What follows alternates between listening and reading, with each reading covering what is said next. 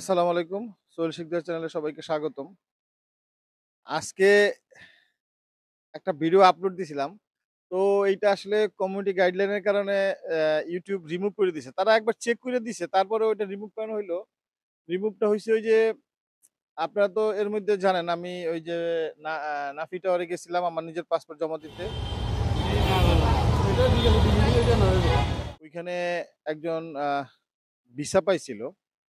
তো তার মনে হয় সম্ভবত ওই যে আ পাসপোর্টটা হয়তো শো করাটা আমার কমিউনিটি গাইডলাইনের মধ্যে পড়ছে। এর মধ্যে আমি যাই হোক নাভিটারে জমা দেওয়ার পরে আমি ওইখানে আমার কিছু সাবস্ক্রাইবার এবং কিছু ভিউয়ার পাইছিলাম যাদের সাথে আমার দীর্ঘক্ষণ কথা হইছে। আমি জমা দেওয়ার পরও তাদের সাথে তাদের আমার তাদের সাথে সাক্ষাতের পরে আমার এরকম ভাল লাগছে যে আমি ওইখানে ৩-৪ ঘন্টা এমনিই বইসা তাদের সাথে গল্প করছি, ছবি তুলছি।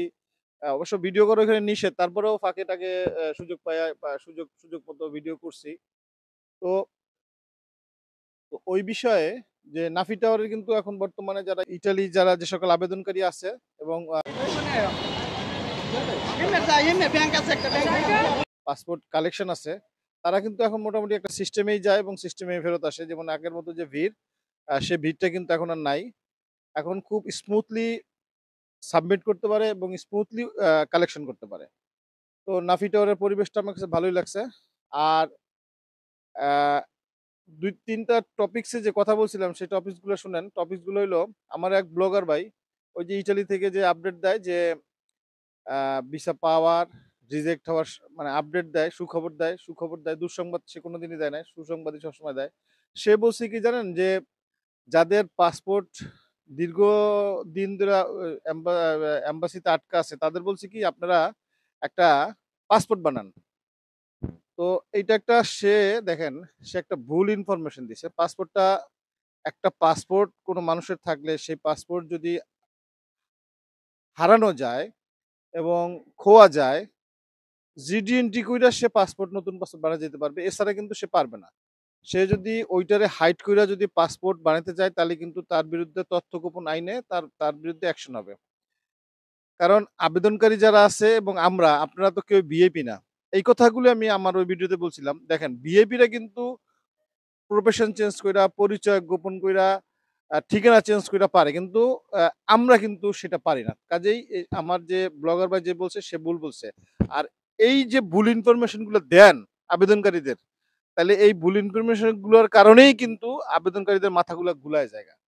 কারণ আপনি যখনই একটা সংবাদ দিবেন তখন কিন্তু এটা যাই না বুইঝা সংবাদ দিতে হবে। এছাড়া কিন্তু আপনার এটা দেওয়াটা ঠিক না। আরেক ছোট আমার এক বয়সের ছোট, অনেক ছোট এক ব্লগার বলতেছে কি জানেন? যে জুলাই মাসে নাকি বেশিরভাগ নুলস্থ হয়ে যাবে। ভাই এইগুলা বইলেই আবেদনকারীগো মাথাগুলা নষ্ট করে। যারা ওই যে নুলস্থর জন্য আবেদন করছেন তাদের মাথাগুলা নষ্ট করে। দেখেন জুন মাসে যে কয়টা যেরকম বাইর হইছে জুলাই মাসেও সেরকম বাইর হবে। এই নুলস্তার স্পিড বাড়বে গিয়ে আপনার এই যে জঞ্জাল জইমা রইছে আমাদের দেশে ইটালি এম্বাসিতে এইগুলা শেষ হওয়ার পরে গিয়া স্মুথলি নুলুস্তা বাইর হবে। আর এখন ২ টা একটা বাইর হইলে সেটাই সবাই সুখবর বইলে চালায় দেয়। অলরেডি শুরু করে দিছে ওই যে ২৭-২২ সালের যে বর্ধিত কোটার যে সেইটা নাকি বাইর হইছে। হ্যাঁ, বাইর হইতে পারে ২ একটা বাইর তো হইতেই পারে। বর্ধিত কোটা তো আর শেষ হয় না এখন পর্যন্ত। তো এইগুলো বইলে না আবেদনকারীকে মাথাগুলো নষ্ট করে। নুলস্তা প্রাপ্ত যারা আবেদন কইরা নুলস্তা পাইছেন তাদের মধ্যে অ্যাপয়েন্টমেন্টের স্লটের জন্য যারা মেইল করছেন তাদের মধ্যেও কিন্তু বিরাট একটা অস্থিরতা বিরাজ করতেছে। তারা মেইলটা করার সাথে ১৫ দিন পর থেকে অস্থিরতা শুরু করে দেয়। দেখেন আসলে যাদের নুলস্তার ডেট কম আছে তারা হয়তো ১ থেকে ১.৫ মাসের মধ্যে পেয়ে যাবেন। বেশি হইতে পারে। নরমালি কিন্তু ২-৩ মাস পর্যন্ত ২-৩ মাস পরেও কিন্তু আপনাদের অ্যাপয়েন্টমেন্ট দিবে। আর যারা যদি জেনুইন নুলস্থ হয়ে থাকে আপনারা সময় মতো তারাই সময় মতো আপনাদেরকে জানাবে যে তোমার নুলস্থা জমা দাও। আর এই ফাঁকে আপনারা তো অভিজ্ঞতার কাগজগুলো রেডি করে রাখবেন। আমি আমার আগের ২-৩ টা ভিডিওতে আমাদের যারা নুলস্থা জমা দিয়ে বইসা আছেন তাদের বিষয়ে কয়েকটা কথা বলছিলাম। আপনারা যদি কথা না শুনেন নাই, আপনাদের বাধ্যবাধকতা নাই। এই কথা শুনতে হবে। আগস্ট, সেপ্টেম্বর, অক্টোবর এই ৩ মাসের আবেদনকারী আছে, নুলস্থা যারা জমা দিয়ে বইসা আছেন তাদের কিন্তু টার্গেট করা হইছে। এই টার্গেটটা করা হইছে যে আপনাদেরকে দালালরা বিভিন্নভাবে প্রলোভন দেখাবে যে ভাই আমি আপনার নুলস্তার আপনার পাসপোর্টটা ভিসা সহ ১-১.৫ মাসের মধ্যে উঠাই দিব। আপনার সাথে আপনি আমার এত টাকা দিবেন। কিন্তু এর মধ্যে আমার একটা ভিডিওতেও এরকম দেখছি একটু কমেন্টস চালাচালি হইতেছে। তো আসলে দেখেন এই হোয়াটসঅ্যাপ গ্রুপ, কমেন্টস গ্রুপ এইসব এইসব গ্রুপের কাজই হইলো এই দালালটা ঢুইকা মানুষকে যে ইনফ্লুয়েন্স করা যে তোমারে আমরা আমার পাসপোর্ট ফেরত নিয়ে দিব। আসলে দেখেন এই ৩ মাসের কিন্তু যারা জমা দিছেন তারা কিন্তু অটোমেটিক্যালি ২-৩ মাসের মধ্যে পায়ে যাবেন। এটা কিন্তু আমি আপনাদেরকে মোটামুটি কনফার্ম হয়ে বলতেছি। আমি কিন্তু বিএফএস এর ২-১ জন কর্মকর্তার সাথে এই ফাঁকে আলাপ কইরাও আসছি। তাদের কথা হলো ভাই দেখেন আমরা তো আসলে কিছু না। ইতালি এম্বাসি যেদিন ডেলিভারি দিবে আমাদের কাছে, আমরা তার পরের দিনই কিন্তু এটা আমরা ডেলিভারি দিয়ে দিই। ওইদিনই আমরা মেসেজ দিয়ে দিই, পরের দিন তারা এসে নিতে পারে।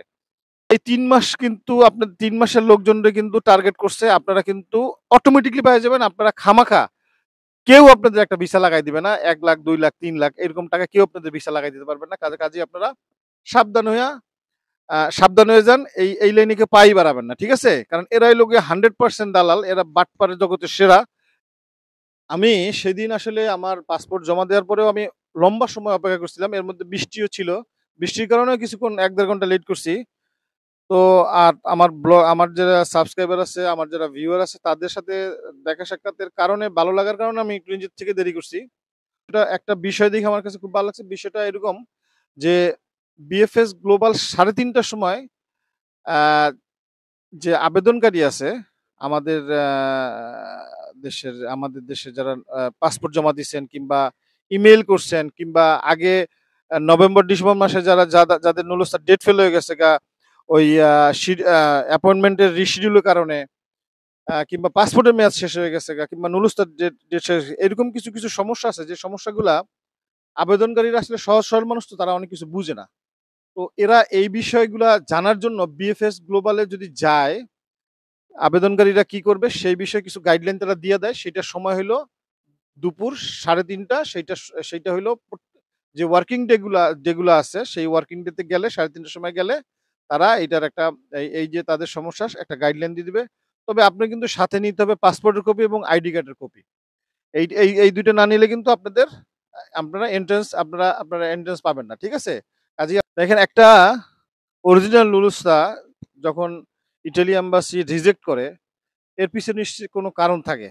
কারণ ছাড়া কিন্তু কোনো মালিক ঠিক আছে, মালিক ঠিক আছে, অনলাইন আছে, এরকম নুলুস্তে কিন্তু রিজেক্ট করার কথা না। কাজেই যে যতই কথা বলুক, ওই যে একটা রিজেক্টে বইলা হাজার হাজার আবেদনকারীকে মাথা গুলায় দেওয়া, এটা কিন্তু ঠিক না।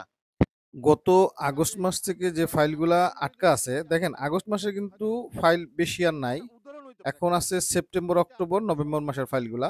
দেখেন তো যে ফাইলগুলো আটকা আছে এইগুলা আমার ধারণা আগামী ৩ থেকে ৪ মাসের মধ্যে এগুলা ক্লিয়ার হয়ে যাবে। আমিও ২-১ জনের সাথে কথা বইলা যতটুকু বুঝতে পারছি যে এই ৩-৪ মাসের মধ্যে এই অস্বাভাবিক পরিস্থিতিটা মোটামুটি স্বাভাবিক অবস্থায় ফেরত আসবে। তো আপনারা ভাই আসলে কত আর ধৈর্য কথা বলবো? আপনারা আর কয়েকটা দিন ধৈর্য ধরেন। ভাই জমা আমি দিয়েছেন কোন মাসে? 28 তারিখে জমা দেয়া। ২৮-এ? 28 আগস্টে। পান নাই এখনো? না। আজকে এই পর্যন্তই। দেখা হবে নতুন কোনো ভিডিওতে। সেই পর্যন্ত বিদায় নিচ্ছি। আসসালামু আলাইকুম।